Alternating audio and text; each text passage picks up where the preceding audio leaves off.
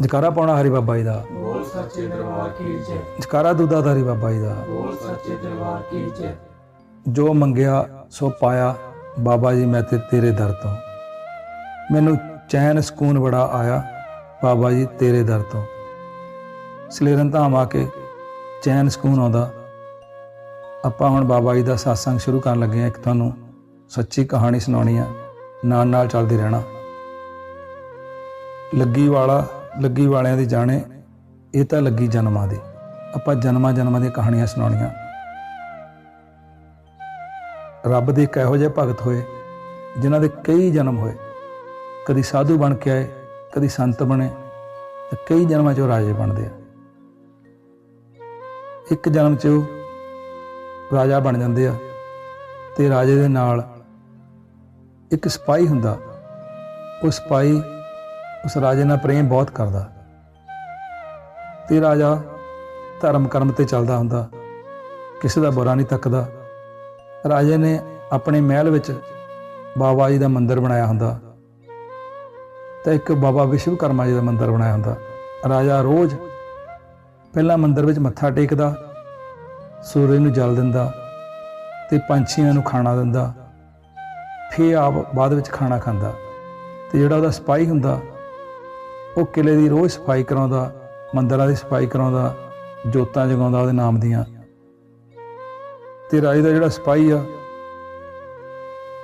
ਉਹ ਰਾਜੇ ਨਾਲ ਪ੍ਰੇਮ ਬਹੁਤ ਕਰਦਾ ਆ, ਬਹੁਤ ਜ਼ਿਆਦਾ ਪ੍ਰੇਮ ਕਰਦਾ। ਤੇ ਉਹ ਸਿਪਾਹੀ ਦੀ ਜਿਹੜੀ ਪਤਨੀ ਆ, ਉਹ ਵੀ ਸਫਾਈ ਬਹੁਤ ਕਰਾਉਂਦੀ ਰਹਿੰਦੀ। ਤੇ ਉਹ ਸਿਪਾਹੀ ਰੋਜ਼ ਕਿਲੇ ਦੀ ਸਫਾਈ ਕਰਾਉਣੀ, ਬੂਟਿਆਂ ਨੂੰ ਪਾਣੀ ਦੇਣਾ, ਫੌਜਾਂ ਨੂੰ ਨਾਲ ਲੈਣਾ, ਹਰ ਟਾਈਮ ਸਫਾਈ 'ਚ ਧਿਆਨ ਰੱਖਣਾ। ਫਿਰ ਆਪਣੇ ਰਾਜੇ ਨਾਲ ਪ੍ਰੇਮ ਕਰਨਾ, ਰਾਜੇ ਦੇ ਕਦੀ ਪੈਰ ਦਬਾਉਣੇ, ਕਦੀ ਮਸਾਜ ਕਰਨੀ, ਤੇ ਰਾਜੇ ਦੇ ਨਾਲ ਨਾਲ ਰਹਿਣਾ। ਤੇ ਉਹਨੇ ਕਹਿਣਾ ਕਿ ਜੇ ਜੰਗ ਲੱਗੂਗੀ ਤਾਂ ਮੈਂ ਮਹਾਰਾਜ ਤੁਹਾਡੇ ਤੋਂ ਪਹਿਲਾਂ ਮਰਨਾ, ਤੁਸੀਂ ਬਾਅਦ 'ਚ ਆਇਓ। ਇੰਨਾ ਸੱਚਾ ਪ੍ਰੇਮ। ਰਾਜਾ ਹੁਣ ਬਹੁਤ ਪਰਮਾਤਮਾ ਦਾ ਭਗਤ ਵਾ। ਇੱਦਾਂ ਹੀ ਸਮਾਂ ਪਿਆ, ਇੱਕ ਟਾਈਮ ਬੀਤਿਆ, ਤੇ ਰਾਜੇ ਦੀ ਮੌਤ ਹੋ ਗਈ। ਰਾਜੇ ਦੀ ਮ੍ਰਿਤੂ ਹੋਣ ਉਪਰੰਤ ਉਹ ਰਾਜਾ ਜਿਹੜਾ ਆ, ਦੁਬਾਰਾ ਉਹਦਾ ਜਨਮ ਹੋ ਜਾਂਦਾ। ਜਦੋਂ ਦੁਬਾਰਾ ਜਨਮ ਹੁੰਦਾ, ਫਿਰ ਉਹਦੀ ਬਾਬਾ ਬਾਲਕ ਨਾਥ ਪ੍ਰੀਤ ਲੱਗੀ। ਉਹ ਇੱਕ ਸਾਧੂ ਬਣ ਕੇ ਜੰਗਲ ਵਿੱਚ ਤਪ ਕਰਦੇ ਆ, ਫਿਰ ਪਰਮਾਤਮਾ ਦੀ ਭਗਤੀ ਬਹੁਤ ਕਰਦੇ। ਸਮਾਂ ਪੈਂਦਾ ਤੇ ਉਹਨਾਂ ਦਾ ਸਿਪਾਹੀ ਵੀ ਮਰ ਜਾਂਦਾ। ਉਹ ਸਿਪਾਹੀ ਜੋ ਦੁਬਾਰਾ ਜਨਮ ਹੁੰਦਾ, ਉਹ ਫੇਰ ਸਿਪਾਹੀ ਬਣ ਜਾਂਦਾ। ਤੇ ਹੁਣ ਜਿਹੜਾ ਰਾਜਾ ਆ, ਉਹ ਸਾਧੂ ਆ, ਤੇ ਸਿਪਾਹੀ ਦੁਬਾਰਾ ਫੇਰ ਸਿਪਾਹੀ ਆ। ਉਹਦਾ ਸਿਪਾਹੀ ਆ, ਉਹਦੀ ਜ਼ਿੰਦਗੀ 'ਚ ਬੜੇ ਦੁੱਖ ਆਉਂਦੇ, ਬਹੁਤ ਜ਼ਿਆਦਾ ਦੁੱਖ। ਡਾਕਟਰ ਕਹਿੰਦੇ ਇਹਦੇ ਸਿਰ 'ਚ ਕਲੌਟ ਆ, ਤੇ ਬ੍ਰੇਨ ਅਟੈਕ ਹੋਈ ਜਾਂਦੇ। ਕੋਈ ਕਹਿੰਦਾ ਅਧਰੰਗ ਵਾ, ਕੋਈ ਕਹਿੰਦਾ ਕੁਛ ਵਾ। ਤੇ ਉਹ ਸਿਪਾਹੀ ਦੁਖੀ ਬਹੁਤ ਆਪਣੀ ਜ਼ਿੰਦਗੀ ਤੋਂ। ਕੁਦਰਤ ਮੇਲ ਕਰਾਉਂਦੀ ਆ, ਬੰਦਾ ਨਹੀਂ ਕਿਸੇ ਨੂੰ ਮਿਲਦਾ। ਹੁਣ ਕੋਈ 45-47 ਸਾਲ ਬਾਅਦ ਸਿਪਾਹੀ ਦੀ ਉਮਰ ਇੰਨੀ ਕੁ ਹੋ ਜਾਂਦੀ ਆ, ਤੇ ਉਹ ਬਾਬਾ ਬਾਲਕ ਨਾਥ ਦੇ ਦਰਬਾਰ ਕੋਈ ਦੱਸਦਾ। ਉਹ ਕਹਿੰਦੇ ਕੋਈ ਸੰਤ ਆ, ਤਪੱਸਿਆ ਕਰਦੇ ਆ ਜੰਗਲ ਵਿੱਚ, ਕੁਟੀਆ ਪਾਈ ਹੋਈ ਆ। ਹਰ ਜੇਠੇ ਐਤਵਾਰ ਉੱਥੇ ਮੇਲਾ ਬੜਾ ਭਾਰੀ ਲੱਗਦਾ, ਕਿ ਤੂੰ ਭਾਈ ਉਹਨਾਂ ਕੋਲ ਚਲਾ ਜਾ। ਤੇ ਉਹ ਸਿਪਾਹੀ ਸੰਤਾਂ ਨੂੰ ਮਿਲਣ ਜਾਂਦਾ, ਦਰਸ਼ਨ ਕਰਦਾ। ਸੰਤ ਕੁਟੀਆ ਵਿੱਚ ਬੈਠੇ ਆ, ਭਗਤੀ ਕਰਦੇ ਆ, ਤੇ ਸੰਤਾਂ ਦੇ 2 ਪੁੱਤਰ ਆ ਉਹਨਾਂ ਦੇ ਕੋਲ ਬੈਠੇ ਹੋਏ। ਤੇ ਕੁਟੀਆ ਦਾ ਦਰਵਾਜ਼ਾ ਲੱਗਾ ਆ, ਤੇ ਬਾਹਰ ਸੇਵਾਦਾਰ ਖੜੇ ਆ। ਤੇ ਉਹ ਸਿਪਾਹੀ ਨਾਲ ਕੋਈ ਮੁਲਾਕਾਤ ਨਹੀਂ ਹੋਈ। ਪਹਿਲਾ ਦਿਨ ਆ, ਪਹਿਲੀ ਵਾਰੀ ਜ਼ਿੰਦਗੀ 'ਚ ਮੁਲਾਕਾਤ ਹੋਣੀ ਹੁਣ। ਪਰ ਮੁਲਾਕਾਤ ਹੋਣ ਤੋਂ ਪਹਿਲਾਂ ਹੀ ਕੁਛ ਮਾਹੌਲ ਖਰਾਬ ਹੋ ਜਾਂਦਾ ਉੱਥੇ। ਤੇ ਜਿਹੜਾ ਸਿਪਾਹੀ ਆ, ਬਾਬਾ ਜੀ ਦਰਬਾਰ ਤੇ ਮੱਥਾ ਟੇਕਦਾ, ਪ੍ਰਸ਼ਾਦ ਲੈਂਦਾ। ਪ੍ਰਸ਼ਾਦ ਖਾਣ ਤੋਂ ਥੋੜ੍ਹੀ ਦੇਰ ਬਾਅਦ ਉਹਨੂੰ ਚੱਕਰ ਆਉਂਦਾ, ਬੇਹੋਸ਼ ਹੋ ਕੇ ਡਿੱਗ ਪੈਂਦਾ। ਕੋਈ ਕੁਛ ਕਹਿੰਦਾ, ਕੋਈ ਕੁਛ ਕਹਿੰਦਾ। ਕੋਈ ਕਹਿੰਦਾ ਜੀ ਬੇਹੋਸ਼ ਹੋ ਗਿਆ, ਕੋਈ ਕਹਿੰਦਾ ਮਰੇ ਗਿਆ, ਕਿ ਉਹਦਾ ਰੰਗ ਪੀਲਾ ਪੈ ਗਿਆ, ਜਿੱਦਾਂ ਡੈੱਡ ਬੋਡੀ ਹੁੰਦੀ ਹੈ। ਹੱਥ ਠੰਡੇ ਪੈ ਗਏ, ਪੈਰ ਠੰਡੇ ਪੈ ਗਏ। ਕਈ ਭਗਤਾਂ ਨੇ ਉਹਨੂੰ ਹੱਥ ਪੈਰ ਝੱਸਣੇ ਸ਼ੁਰੂ ਕਰ ਦਿੱਤੇ, ਕਿਉਂਕਿ ਹੁਣ ਉਹਨੇ ਪਿਛਲੇ ਜਨਮ 'ਚ ਰਾਜੇ ਦੇ ਪੈਰ ਝੱਸਦਾ ਸੀ ਨਾ। ਹੁਣ ਜਿਹੜਾ ਰਾਜਾ ਸੀ ਉਹ ਸਾਧੂ ਬਣ ਗਿਆ ਸੀ, ਉਹ ਸੰਤ ਤਪਸਵੀ ਸੀ, ਕਿਉਂਕਿ ਉਹਨਾਂ ਨੇ ਵੀ ਲੋਭ ਲਾਲਚ ਨਹੀਂ ਰੱਖਿਆ। ਆਪਣੇ ਗੁਰੂ ਦੇ ਹੁਕਮ ਨਾਲ ਉਹਨਾਂ ਨੇ ਕਿਸੇ ਤੋਂ ਕਦੀ ਮੱਥਾ ਨਹੀਂ ਟਿਕਾਇਆ। ਜਿੱਦਾਂ ਉਹਨਾਂ ਦੇ ਗੁਰੂ ਲੰਗਰ ਲਾਉਣਾ ਚਾਹੁੰਦੇ ਸੀ, ਉਹ ਸੰਤਾਂ ਦੇ ਗੁਰੂ ਜੋ ਉਹਨੂੰ ਸਮਝਾ ਕੇ ਗਏ ਸੀ, ਸੰਤਾਂ ਨੇ ਉੱਦਾਂ ਕੀਤੀ, ਕਿਉਂਕਿ ਉਹਨਾਂ ਨੇ ਆਪਣੇ ਗੁਰੂ ਦੀ ਪਿੱਠ ਨਹੀਂ ਲੱਗਣ ਦਿੱਤੀ। ਗੁਰੂਆਂ ਨੇ ਕਿਹਾ ਸੀ ਕਿ ਤੂੰ ਬਾਬਾ ਜੀ ਦੀ ਇੱਦਾਂ ਭਗਤੀ ਕਰੀ, ਇੱਦਾਂ ਕਰੀ, ਆਪਣੇ ਗੁਰੂ ਦੀ ਕਦੀ ਵੀ ਪਿੱਠ ਨਹੀਂ ਲੱਗਣ ਦਿੱਤੀ। ਸੰਤ ਭਗਤੀ 'ਚ ਲੀਨ ਆ ਹੁਣ। ਤੇ ਜਦੋਂ ਉਹ ਭਗਤ ਸਿਪਾਹੀ ਬੇਹੋਸ਼ ਹੋ ਕੇ ਡਿੱਗ ਜਾਂਦਾ, ਉਹਦੇ ਹੱਥ ਪੈਰ ਲੋਕ ਝੱਸਣ ਲੱਗ ਪੈਂਦੇ ਆ। ਬਾਬਾ ਜੀ ਦੇ ਭਗਤ, ਉਹਨੂੰ ਕੋਈ ਫਰਕ ਨਹੀਂ ਪੈਂਦਾ। ਇੰਨੇ ਨੂੰ ਉਹ ਸੰਤਾਂ ਨੇ ਕੀ ਦੇਖਿਆ ਕਿ ਜੰਮ ਜਿਹੜੇ ਆ ਉਹਨੂੰ ਲੈਣ ਆ ਗਏ। ਉਹਦੀ ਤਕਰੀਬਨ ਮ੍ਰਿਤੂ ਹੋ ਚੁੱਕੀ ਸੀਗੀ, ਤੇ ਸੰਤਾਂ ਨੇ ਜਮਾਂ ਨੂੰ ਕੁਟੀਆ ਵਿੱਚ ਬੁਲਾਇਆ ਤੇ ਆਪਣੇ ਪੁੱਤਰਾਂ ਨੂੰ ਕਹਿ ਦਿੱਤਾ ਤੁਸੀਂ ਬਾਹਰ ਚਲੇ ਜਾਓ। ਕੁਟੀਆ ਦਾ ਦਰਵਾਜ਼ਾ ਲੱਗ ਗਿਆ, ਬਾਹਰ ਸੇਵਾਦਾਰਾ ਸੰਗਤ ਬੈਠੀ ਆ। ਹੁਣ ਤੁਸੀਂ ਦੇਖੋ, ਜੰਮ ਕੁਟੀਆ ਦੇ ਅੰਦਰ ਆ ਗਏ, ਦਰਵਾਜ਼ਾ ਵੀ ਨਹੀਂ ਖੁੱਲ੍ਹਾ ਤੇ ਕੰਧਾਂ ਵੀ ਨਹੀਂ ਟੁੱਟੀਆਂ। ਜੰਮ ਅੰਦਰ ਆ ਕੇ ਬੈਠੇ ਤੇ ਸੰਤਾਂ ਨੇ ਜਮਾਂ ਨੂੰ ਦਬਕਾ ਮਾਰਿਆ। ਉਹ ਕਹਿੰਦੇ ਬਾਹਰ ਚਲੇ ਜਾਓ, ਤੁਸੀਂ ਬਿਨਾਂ ਪੁੱਛਿਓ ਕਿੱਦਾਂ ਸਾਡੇ ਦਰਬਾਰ ਤੇ ਬੜੇ, ਇਸ ਦਰਬਾਰ ਤੇ ਨਹੀਂ ਬਣਨਾ। ਕਿਉਂਕਿ ਉਹਨਾਂ ਨੇ ਉਸ ਸਿਪਾਹੀ ਦੀ ਜਾਨ ਬਚਾਉਣੀ ਸੀ।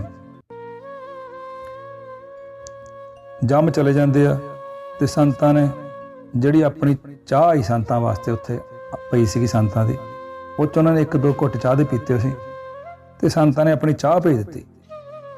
ਹੁਣ ਸਿਪਾਹੀ ਦਾ ਤਾਂ ਰੰਗ ਪੀਲਾ ਪਿਆ। ਜਦੋਂ ਭਗਤਾਂ ਨੇ ਜਾ ਕੇ ਚਾਹ ਪਿਲਾਈ, ਹੌਲੀ ਹੌਲੀ ਰੰਗ 'ਚ ਲਾਲੀ ਆਉਣ ਲੱਗ ਪਈ, ਜ਼ਿੰਦਗੀ ਵਾਪਸ ਮੁੜ ਆਈ ਤੇ ਅੱਖਾਂ ਖੁੱਲੀਆਂ। ਉਹ ਭਗਤ ਸਾਰਾ ਦਿਨ ਮੰਦਿਰ ਵਿੱਚ ਬੈਠਾ ਰਿਹਾ, ਘੁੰਮਦਾ ਫਿਰਦਾ ਰਿਹਾ, ਕਿਉਂਕਿ ਉਹਦੇ ਸਰੀਰ ਵਿੱਚ ਕਲੌਟ ਸੀਗੇ, ਕਈ ਉਹਨੂੰ ਰੋਗ ਸੀਗੇ ਤੇ ਉਹ ਥੱਕਿਆ ਰਹਿੰਦਾ ਸੀਗਾ, ਜਾਨ ਨਹੀਂ ਸੀ ਉਹਦੇ ਸਰੀਰ ਵਿੱਚ ਮਾੜੀ ਵੀ। ਹੁਣ ਜਦੋਂ ਦੁਬਾਰਾ ਜਨਮ ਹੁੰਦਾ ਉਹਦਾ, ਕਿਉਂਕਿ ਉਹਨਾਂ ਸੰਤਾਂ ਨੇ ਉਹਨੂੰ ਸਵਰਗ ਨੂੰ ਭੇਜਣਾ ਹੁੰਦਾ, ਜੇ ਉਹਨੂੰ ਜਮਾਂ ਨੇ ਉਹਦੇ ਮਾਰਨਾ ਹੁੰਦਾ, ਜੇ ਉਹ ਬਾਬਾ ਜੀ ਦਰਬਾਰ ਤੇ ਨਾ ਆਉਂਦਾ ਹਨਾ, ਜਮਾਂ ਨੇ ਉਹਨੂੰ ਘਰ ਮਾਰ ਦੇਣਾ ਸੀ, ਬਾਬਾ ਜੀ ਦੇ ਮੰਦਿਰ ਵਿੱਚ ਨਹੀਂ ਸੀ ਮਾਰਨਾ। ਤੇ ਹੁਣ ਸੰਤਾਂ ਨੇ ਕੀ ਕੀਤਾ, ਆਪਣੀ ਜਦੋਂ ਚਾਹ ਭੇਜੀ ਆ ਤਾਂ 1-2 ਘੁੱਟ ਸਿਪਾਹੀ ਨੂੰ ਪਿਲਾਈ ਤੇ ਉਹਦੇ ਚਿਹਰੇ ਤੇ ਨੂਰ ਆਉਣ ਲੱਗ ਪਿਆ। ਉਸ ਦਿਨ ਮੇਲਾ ਬਹੁਤ ਭਰਿਆ ਹੁੰਦਾ, ਸੰਤਾਂ ਨਾਲ ਪੂਰਾ ਦਿਨ ਕੋਈ ਗੱਲ ਨਹੀਂ ਹੁੰਦੀ।